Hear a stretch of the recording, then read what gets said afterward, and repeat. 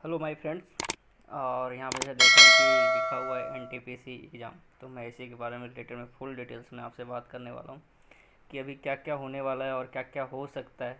और आपको जैसा पता है कि लगभग 17 मंथ हो चुके हैं, 17 महीने बीत चुके हैं, लेकिन अभी तक डेट का कुछ पता ही नहीं कि एग्ज़ाम होगा भी या कैंसिल होगा। हमें कुछ अता पता नहीं है, बस हम एक पॉजिटिव नोट के साथ चल रहे हैं।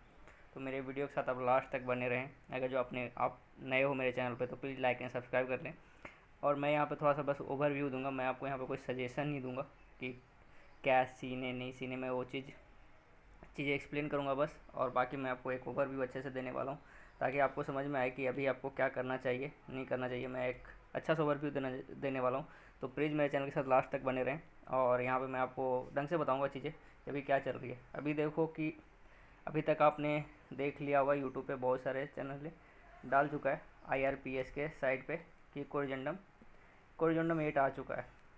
ठीक है, 8 आ चुका है। इसमें क्या एक्सप्लेन किया गया है, तो इसमें एक्सप्लेन किया गया है कि अब जो फाइनल बिड है वो 31/8 को होगी, 31/8/2020। मतलब अब सोचो, जब जब सब चीज़ फाइनल हो गया था तो फिर डेट बढ़ाने की क्या ज़रूरत थी। कोई भी नीड नहीं थी, लेकिन फिर भी इन्होंने क्या किया, डेट बढ़ाया। और यहाँ पे प्रॉब्लम हमें ही झेलनी पड़ रही है कि अभी हम क्या करें नहीं करें, समझ में नहीं आ रहा है।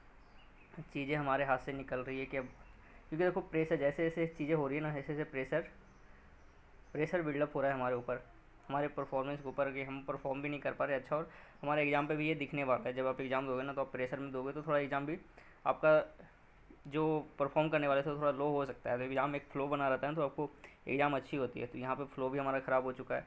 और प्रेशर तो आ ही रहा है धीरे धीरे, क्योंकि जैसे जैसे टाइम आपका निकलेगा तो वैसे वैसे प्रेशर आएगा ही आएगा यहाँ से।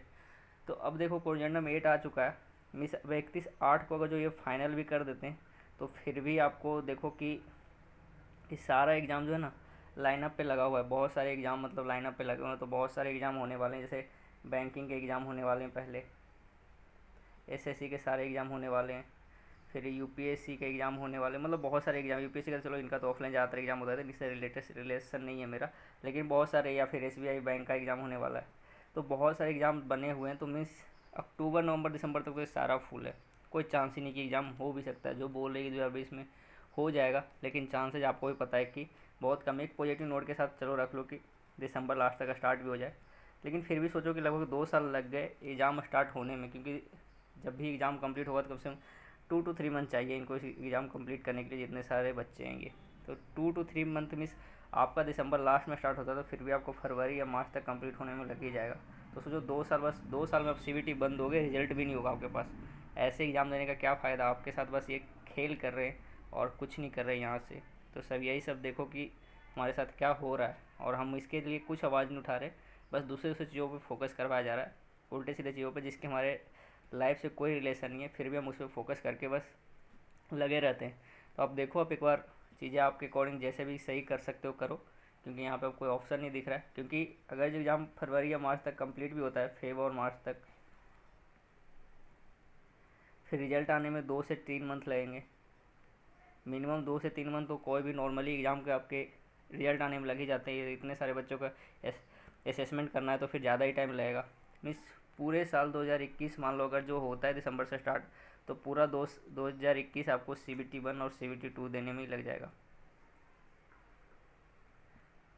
होता है ढंग से। तो फिर 2022 में फिर माहौल बनेगा एक बार किसका, इलेक्शन का, क्योंकि इलेक्शन फिर से 2024 में होगा। 2024 में हमारा जो इलेक्शन होने वाला है, तो 2022 जब हम, क्योंकि नेक्स्ट ईयर भी देखते हैं, तो CBT 1 और CBT 2 ही हो पाएगा पूरे ढंग से। पूरा ये कंप्लीट नहीं कर पाएंगे। आप खुद ही सोच लो कि जब जब ये दिसंबर लास्ट में स्टार्ट होगा तो फरवरी मार्च तक तो यही कंप्लीट होगा। फिर 2-3 महीने रिजल्ट आने में, फिर उसके बाद CBT 2 का उनको प्रिपेयर करने में लगा, तो 1 महीना उनमें लगेगा। फिर रिजल्ट आने में फिर बहुत सारे प्रोसेस है। इस 2021 भी आपका नॉर्मली ऐसे ही प्रिपरेशन और समथिंग करते ही निकल जाएगा, उसमें आपका कुछ फाइनल नहीं होने वाला है। 2022 में कुछ चांसेस बनेंगे, तो वहाँ पे देखो 2022 में फिर से चांसेस बनेंगे कि क्या फाइनल होने के। लेकिन देखो अब इनका क्या नियत है नहीं नियत है, वो तो यही बता सकते हैं। लेकिन 2024 में इलेक्शन है, मई में, उससे पहले पहले आपका ये कंप्लीट हो सकता है, अगर जो इनकी नीयत थोड़ी अच्छी अच्छी हो तो, कि करवा दें इनके भी। लेकिन इनकी लग नहीं रही है अभी यहाँ पे। अभी देखो जैसे आज ही रिजल्ट आया, यूपीएससी का रिजल्ट आया है। कितना भी लॉकडाउन और कुछ भी बहुत चीज़ हुआ कि सब बोल रहे लॉकडाउन और क्या क्या चीज़ें हो रखी थी। तो इन्होंने देखो पूरा नहीं, जिनका इंटरव्यू हो रखा था उनका इंटरव्यू ढंग से लिया, सारा चीज़ फॉलो करवाया, सब चीज़ ढंग से करवाया इनका इंटरव्यू। और लगभग 1 ईयर जो रिजल्ट देते हैं उससे मई में मेनली रिजल्ट आता है, इनका फाइनल रिजल्ट मई में आता है। ठीक है, तो ये जुलाई में क्या क्या रिजल्ट दे दिए, लास्टली जुलाई में देखो इनका रिजल्ट आ चुका है सबके पास, सबके हाथ में। मतलब सोचो कि लॉकडाउन में भी 1 और 2 मंथ ही इनका एक्सटेंशन हुआ है। मीन्स अगस्त को सोचो, अगस्त के फर्स्ट वीक में रिजल्ट आ गया, अगस्त फर्स्ट वीक में इनका रिजल्ट पूरा फाइनल हो चुका है अगस्त के फर्स्ट वीक में। तो सोचो ये अपना कैलेंडर कितने ढंग से फॉलो करते हैं। और एक हमारे एग्ज़ाम से देख लो, दूसरे एग्ज़ाम या तो रेलवे देख लो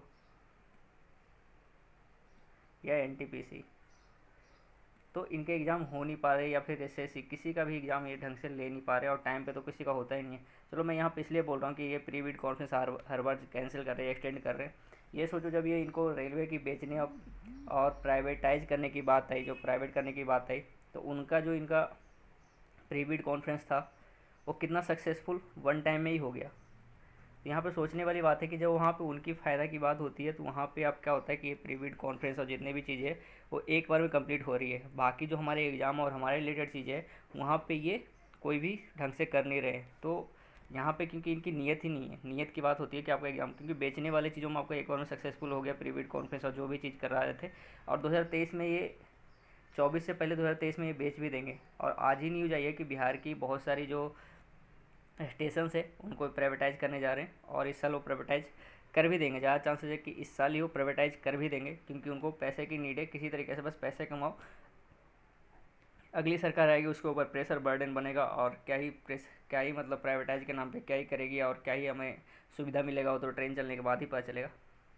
तो बस आप जय श्री राम करते रहो, यही हमारे पास ऑप्शन है, इसके अलावा कोई ऑप्शन भी नहीं है। जय श्री राम करें और इन्जॉय करें राम मंदिर का जो बन रहा है उसको, और तो कुछ है नहीं ऐसा कि जो हम इन्जॉय कर सकते हैं।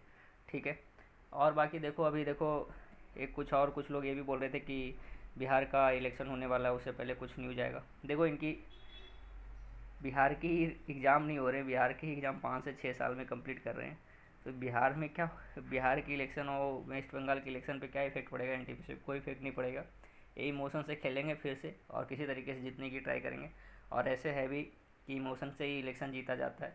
आपके रिजल्ट और आपके क्या आप कर रहे हो, काम से नहीं जीता जाता कभी भी इलेक्शन। आप काम से नहीं देखोगे कि जीतोगे आप इलेक्शन, काम से आपका कोई मतलब नहीं होता इलेक्शन। और जो भी चीज़ें बोलते हैं इनका बस यही मोटो होता है कि आपके इमोशन के साथ ये खेले, और यहाँ पे ये इलेक्शन किसी तरीके से जीत ही जाएंगे। इनका तो कोई दूसरा कोई कंपटीटर भी नहीं है, तो आपके इमोशन के साथ अच्छे से खेलेंगे और ये जीत भी जाएंगे। और कोई आपका एग्ज़ाम नहीं होने वाला। तो बिहार इलेक्शन से आप इसको कंपेयर मत करो कि बिहार इलेक्शन होगा तो आपका एग्ज़ाम हो जाएगा, कोई चांसेस नहीं है। क्योंकि बिहार में खुद ही बहुत सारे एग्ज़ाम का बस वो एक एग्ज़ाम के बाद 2 एग्ज़ाम निकाले जा रहे हैं, लेकिन एग्ज़ाम ले तो रहे हैं नहीं, तो उसका कोई फ़ायदा है नहीं। तो देखो अब बस वेट करो, क्या कर सकते हैं। अभी देखो अभी आपको यही करना है कि आप अगर जो प्रिपरेशन कर रहे हो तो लगे रहो, डेली टेस्ट लगाओ, लगे रहो, टेस्ट लगाओ ढंग से। टेस्ट ही जो है अल्टीमेट ऑप्शनल है, क्योंकि आपके पास कोई और मन भी नहीं लगेगा दूसरा चीज़ करने का। तो टेस्ट लगाओ, डेली एनालिसिस करो कितने मार्क्स आ रहे हैं, मार्क्स लाओ, टॉपर बनो। बस यही चांसेस बनाओ कि 90+ लाओ। अगर जो आप एक अंडर एज में हो, अभी 20 to 25 के एज में हो, तो डेली टेस्ट लगाओ और ढंग से करो। एग्ज़ाम होगा ही होगा, जब भी होगा 2024 से पहले, तो आपका 2024 से पहले तो होगा ही होगा।